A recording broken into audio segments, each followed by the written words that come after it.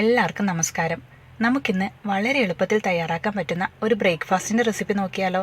അതിനുവേണ്ടി ഒരു പാത്രത്തിലേക്ക് 2 മുട്ട പൊട്ടിച്ചൊഴിച്ചു, കുറച്ച് പഞ്ചസാരയും ഉപ്പും ഒരു പിഞ്ച് മഞ്ഞൾപ്പൊടിയും കൂടി ചേർത്തിട്ട് നമുക്കത് നന്നായിട്ടൊന്ന് അടിച്ച് പതപ്പിച്ചെടുക്കാം. ഇപ്പം നമ്മുടെ മുട്ട നന്നായിട്ട് അടിച്ചെടുത്തിട്ടുണ്ട്. അതിലേക്ക് ഇനി നമുക്ക് മൈദയും പാലുമാണ് ചേർക്കേണ്ടത്. രണ്ടും ഒരേ അളവിൽ നമുക്ക് എടുക്കാവുന്നതാണ്. ആദ്യം പാല് ഈ കൂട്ടിലേക്ക് ചേർത്തിട്ട് നന്നായിട്ടൊന്ന് മിക്സ് ചെയ്ത് കൊടുക്കാം. അതിനുശേഷം നമ്മൾ എടുത്തു വെച്ചിരിക്കുന്ന മൈദ കൂടി നമുക്ക് ചേർത്ത് കൊടുക്കാം. എന്നിട്ട് വീണ്ടും എല്ലാം ഒന്നുകൂടി നന്നായിട്ട് മിക്സ് ചെയ്ത് കൊടുക്കാം. നമ്മൾ അതിൻ്റെ കൺസിസ്റ്റൻസി നോക്കിയിട്ട് ആവശ്യമാണെങ്കിൽ വീണ്ടും പാല് ചേർത്ത് കൊടുക്കാം. നല്ല ലൂസായിട്ടാണ് ഇരിക്കേണ്ടത് ഈ മാവ്. അതുകൊണ്ട് വീണ്ടും കുറച്ചുകൂടി പാല് ചേർത്ത് കൊടുത്തിട്ടുണ്ട്. നല്ല വെള്ളം പോലെ ഇരിക്കണം. ഈ ഒരു പാകത്തിനാണ് നമ്മുടെ മാവ് വേണ്ടത്. അതിലേക്ക് നമ്മൾ പൊടിയായി അരിഞ്ഞു വെച്ചിരിക്കുന്ന ക്യാരറ്റും ക്യാപ്സിക്കവും മല്ലിയിലയും പച്ചമുളകും കൂടി ചേർത്തിട്ട് വീണ്ടും നന്നായിട്ടൊന്ന് മിക്സ് ചെയ്തെടുക്കണം.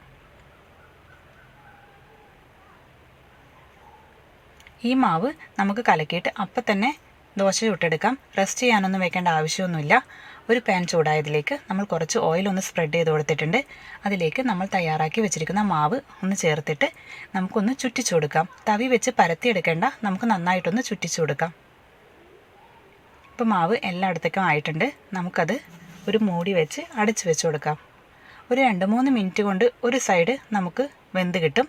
അതിനുശേഷം നമുക്കത് തിരിച്ചിട്ട് കൊടുക്കാം. ഇപ്പോൾ ഒരു സൈഡ് നന്നായി വെന്തിട്ടുണ്ട്. നമുക്കത് പതുക്കെ ഒന്ന് തിരിച്ചിട്ട് കൊടുക്കാം.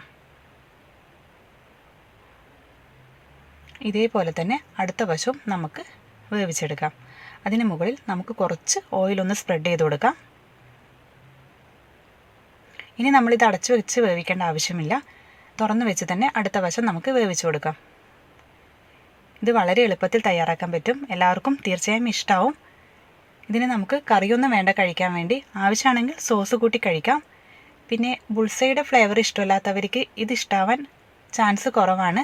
ബാക്കി എല്ലാവർക്കും തീർച്ചയായും ഇഷ്ടാവും. നന്ദി, നമസ്കാരം.